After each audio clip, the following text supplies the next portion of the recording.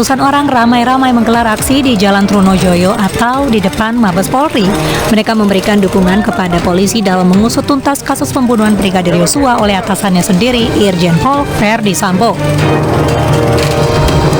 Aliansi Mahasiswa Senat Fakultas Hukum Indonesia dan Masyarakat Pecinta Polri memberikan apresiasi kepada Polri dengan menggelar orasi. Hidup rakyat Indonesia! Hidup rakyat Indonesia! Publik Indonesia!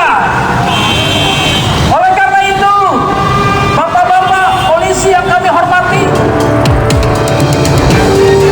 mereka juga memberikan bunga kepada para pengendara yang melintas di Jalan Trunojoyo, Jakarta Selatan dan kepada polisi yang sedang bertugas. Salah satu jenderal yang sebenarnya dekat juga dengan Kapolri, tapi itulah namanya hukum. Hukum harus didekatkan. Jadi kita dukung langkah-langkah kepolisian, apalagi terutama Bapak Kapolri kita dukung langkah-langkah yang diambil.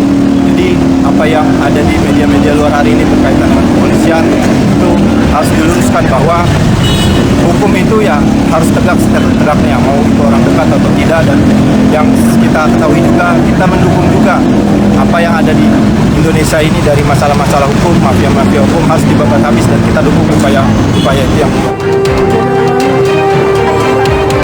Serta aksi berharap polisi bisa menuntaskan kasus pembunuhan Brigadir Yosua secara tuntas dan transparan, tidak ada yang ditutup-tutupi, sekaligus memberantas mafia di tubuh Polri agar lembaga penegakan hukum ini benar-benar bersih.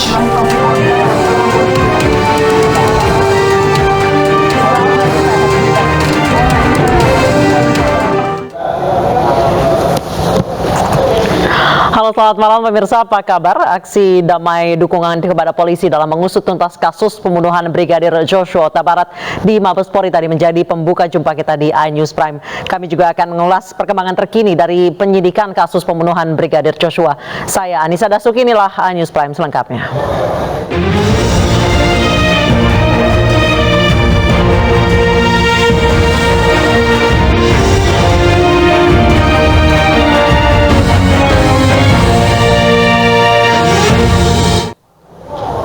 Setelah sempat sakit dan trauma, Ibu Brigadir Joshua Huta Barat kembali beraktivitas di SD Negeri 74 Sungai Bahar, Muaro, Jambi, tempatnya mengabdi. Sebelumnya, Rosi Simanjuntak dilarikan ke rumah sakit karena kondisi kesehatannya terus menurun pasca kematian Joshua di rumah Irjen Verdi Sambo.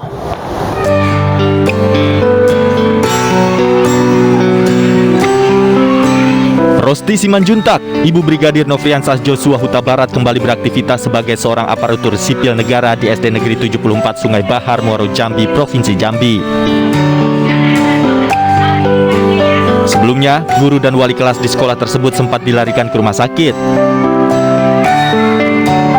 Kondisi kesehatan terus menurun karena trauma kehilangan anaknya yang dibunuh di rumah mantan Kadif Propam Polri, Irjen Verdi Sambo.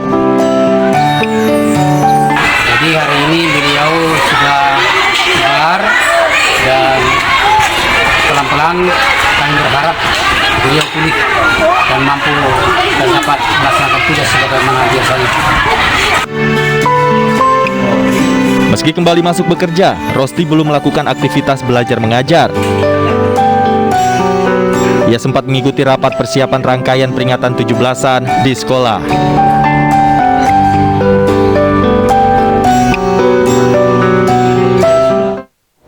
Pemeriksaan istri Verdi Sambo, Putri Chandrawati, hingga kini urung terlaksana dengan alasan kondisi kejiwaan yang belum stabil. Sementara tim kuasa hukum keluarga Brigadir Joshua meminta Polri segera menetapkan Putri sebagai tersangka.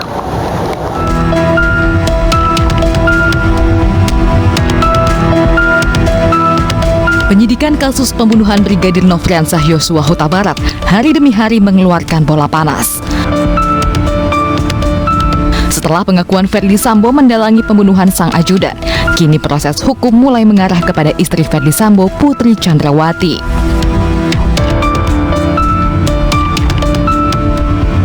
Penyelidikan kasus pelecehan seksual yang dilaporkan dialami Putri telah dicabut karena tidak ditemukan unsur pidana. Kecurigaan dan segala prasangka tentang peran Putri dalam tragedi pembunuhan Brigadir Joshua pun mencuat. Kuasa hukum keluarga Brigadir Yosua Kamarudin mendatangi Barreskrim Polri dan meminta langsung kepada tim Sus Polri untuk segera menetapkan Putri Chandrawati sebagai tersangka karena disebutkan menghalang-halangi proses penyidikan. Karena kalau cuma alasan katanya itu terguncang, depresi, ya digantilah psikolog klinisnya menjadi psikiater atau dokter psikiater, karena dokter psikiater itu kan lebih hebat dia dan lebih luas jangkauannya, bisa diberikan dia misalnya obat supaya tidak depresi atau dibikin treatment tertentu yang terukur gitu loh, supaya dia bisa bahagia kan begitu. Sementara LPSK menyampaikan hasil pemeriksaan kondisi kejiwaan Putri Sambo tidak memadai untuk menjalani pemeriksaan. Catatan medis dan atau psikologis terhadap pemohon. Pemohon telah menjalani pemeriksaan medis termasuk di psikiatri ya dan psikologis oleh LPSK pada Selasa 9 Agustus 2022. Dari hasil pemeriksaan dan observasi didapatkan kumpulan tanda dan gejala masalah kesehatan jiwa. Kemudian psikolog menyimpulkan kondisi pemohon sebagai berikut, yaitu pertama, tidak memiliki kompetensi psikologis yang cukup memadai untuk menjalani pemeriksaan dan memberikan keterangan, termasuk kepada LPSK. Putri Chandrawati muncul ke publik untuk pertama kalinya pada 7 Agustus 2022 lalu untuk mengunjungi Verdi Sambo di Makobrimob Kelapa II. Tim Sus Mabes Polri dan Komnas HAM segera memeriksa Putri Chandrawati atas kasus pembunuhan Brigadir Joshua. Putri diperiksa untuk menggali informasi saat kejadian.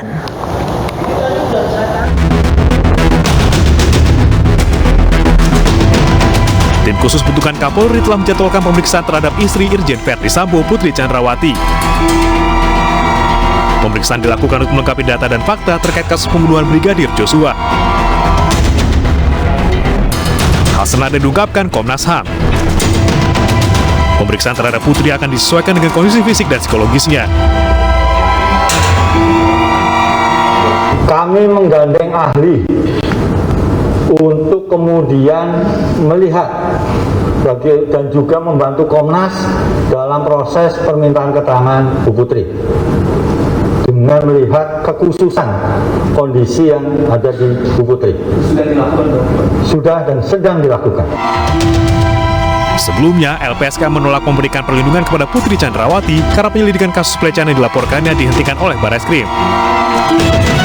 LPSK juga menilai kondisi Putri secara psikis tidak memungkinkan untuk memberikan keterangan kepada LPSK, sekaligus tidak membutuhkan perlindungan. LPSK berpendapat bahwa tidak ada ancaman yang dihadapi oleh pemohon dalam kasus yang dilaporkannya. Ketiga, catatan medis dan atau psikologis terhadap pemohon. Pemohon telah menjalani pemeriksaan medis termasuk di psikiatri ya dan psikologis oleh LPSK pada Selasa 9 Agustus 2022. Dari hasil pemeriksaan dan observasi didapatkan kumpulan tanda dan gejala masalah kesehatan jiwa. Kemudian psikolog menyimpulkan kondisi pemohon sebagai berikut, yaitu pertama, tidak memiliki kompetensi psikologis yang cukup memadai untuk menjalani pemeriksaan dan memberikan keterangan, termasuk kepada LPSK.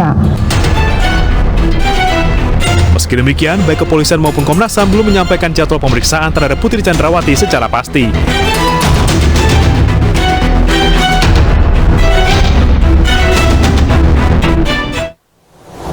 Seperti apa perkembangan terkini terkait pembunuhan berencana Brigadir Joshua Huta Barat? Sudah ada rekan kami Ayu Pratiwi di Barreskrim Polri. Ayu, siapa yang diperiksa hari ini? Baik, selamat malam Anissa dan juga pemirsa. Sepanjang pemantauan kami hari ini memang belum terlihat adanya yang diperiksa dan kami juga sampai saat ini masih menunggu kepastian dan juga menunggu informasi kapankah Ibu Putri Chandrawati akan dilakukan pemeriksaan setelah kemarin Irjen Verdi Sambo dilakukan pemeriksaan tepatnya pada tanggal 12 Agustus disusul dengan Baradae pada tanggal 15 Agustus atau lebih tepatnya Senin kemarin. Namun tadi pagi Kamarudin Simanjuntak selaku kuasa hukum dari Brigadir J hadir ke Barreskrim Polri untuk memenuhi undangan dari pejabat utama Mabes Polri, dan dalam pertemuannya Kamarudin Simanjuntak menegaskan dan juga menekan para pejabat Mabes Polri untuk menetapkan Ibu Putri Chandrawati sebagai tersangka tersangka pasal 5556, pasal 338, pasal 340 dan pasal 351 ayat 3. Tak hanya itu, Kamarudin Simajuntak juga menanggapi pernyataan dari Wakil Ketua LPSK yang menyebutkan bahwa Ibu Putri Chandrawati mengalami gangguan kejiwaan berupa stres yang diakibatkan oleh trauma yang mendalam dari suatu peristiwa. Kamarudin Simajuntak menyebutkan bahwa gejala yang ditimbulkan oleh Ibu Putri Chandrawati merupakan gejala yang dibuat-buat karena jika melihat pada saat suaminya atau Irjen Verdi Sambo ditempatkan di Makobrimob, Ibu Putri hadir dan pada saat itu tidak terlihat adanya tanda-tanda dari gangguan kejiwaan.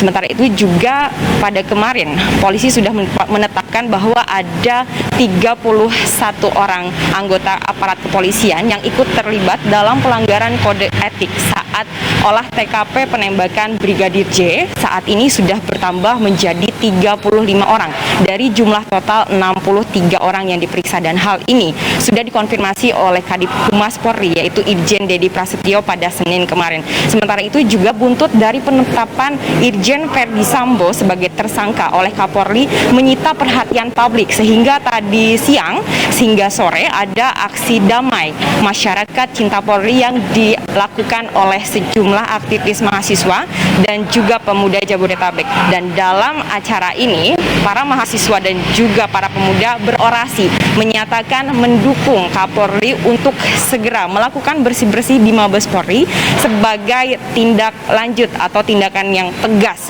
untuk memberantas semua mafia-mafia yang ada di internal kepolisian. Sekian Anissa, kembali ke Anda. Baik, terima kasih Ayu Pratiwi melaporkan langsung dari Barreskrim Polri Jakarta. Selamat bertugas kembali Ayu. Pemirsa, Lembaga Perlindungan Saksi dan Korban menolak permohonan perlindungan yang diajukan Putri Chandrawati. Berbeda dengan Barada Eliezer yang dinyatakan resmi menjadi justice kolaborator.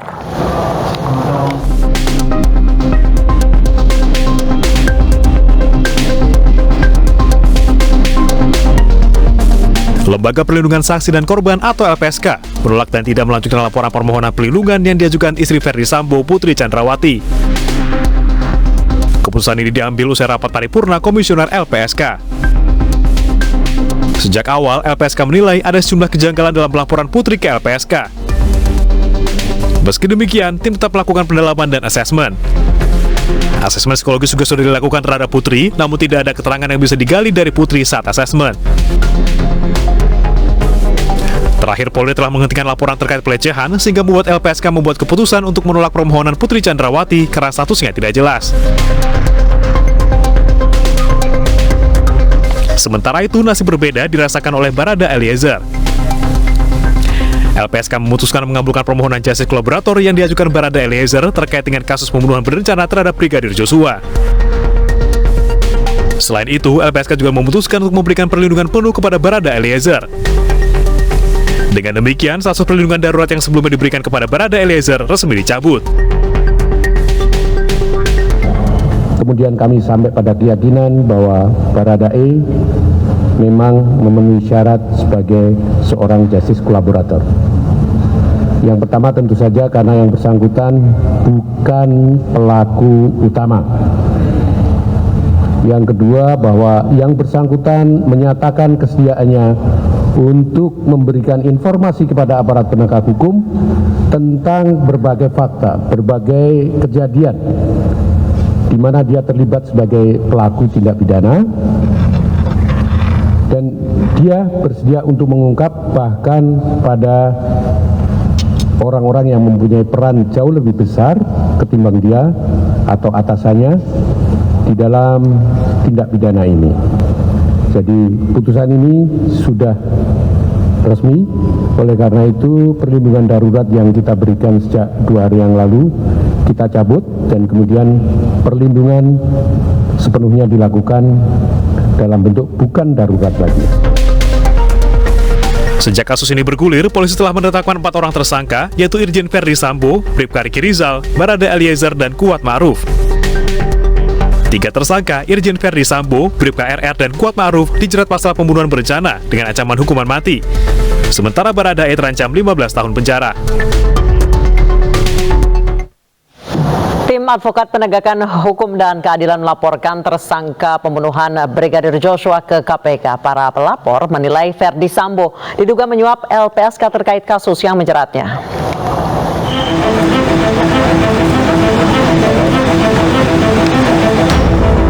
Setelah menjadi tersangka kasus pembunuhan Brigadir Yosua, Ferdi Sambo kini terancam kasus lain, yaitu dugaan suap terhadap Lembaga Perlindungan Saksi dan Korban atau LPSK. Ferdi Sambo dilaporkan Tim Advokat Penegakan Hukum dan Keadilan ke KPK Senin 15 Agustus lalu. Laporan ini tak lepas dari amplop yang diduga berisi uang suap yang diberikan kepada staf LPSK. Ketika itu selesai pertemuan, lalu kemudian kedua staf PSK tersebut disodorkan oleh seseorang, disodorkan 2 amplop ya berwarna coklat, dan di dalamnya terdapat uang. Uang itu mengatakan bahwa itu dari bapak. Jadi dalam hal ini yang diduga itu adalah saudara Ferdi Sambo. Sebelumnya, Wakil Ketua LPSK Edwin Partogi Pasaribu menyatakan bahwa 2 petugas LPSK pertama kali bertemu dengan Ferdi Sambo di kantor Propam Polri pada 13 Juli lalu saat menindaklanjuti permintaan perlindungan istri Sambo, Putri Chandrawati. Saat itu LPSK sempat disodorkan amplop berwarna coklat oleh seorang staf sebagai titipan, namun langsung ditolak. Tidak tahu, amplopnya belum diperiksa apa isinya segala macam, karena bahasanya udah begini, ini titipan dari bapak, ya kan? Artinya menurut kami kan bukan berkas atau dokumen terkait dengan permohonan. Ketika dibuka amplopnya ada dibuka mapnya, ada 2 amplop coklat. Karena kita nggak punya pengetahuan terhadap isi amplop itu apa, dan nggak ada kebutuhan itu untuk konteks permohonan perlindungannya, staf kami langsung menolak. Selain dugaan suap yang coba dilakukan kepada staf LPSK, aliran dana dari Ferdi Sambo juga diduga mengalir ke beberapa pihak seperti ajudannya dan anggota DPR. PPATK didesak untuk terlibat dalam mengurai aliran dana yang diduga berasal dari Ferdi Sambo. Pengacara keluarga Brigadir Joshua Huta Barat menyebut masih ada transaksi aktif dari rekening almarhum Brigadir Joshua yang diduga dikuasai Ferdi Sambo. Nilai transaksi itu pun mencapai 200 juta rupiah.